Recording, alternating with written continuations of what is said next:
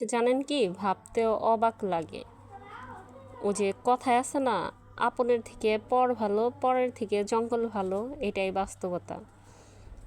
তো আপন মানুষ, আপনি সমস্যায় পড়ছেন, ভাইবেন না যে আপনাকে সমাধান দিবে সমস্যায় পড়ছেন দেখে। তারা কি বলে, আপনি যদি ভালো চলেন সেটা দেখে তারা জ্বলে আরও।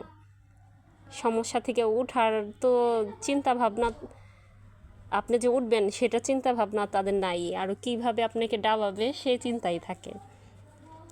বলে ভাঙে তাও মস্কায় না, এটা হলো তাদের চিন্তা ভাবনা। তো যে যা বলুক সেটা তাদের ব্যক্তিগত ব্যাপার, বাট মস্কানের মতন কিছু হয় নাই যে মস্কাতে হবে। আল্লাহ সমাধানও বের করে রাখছে।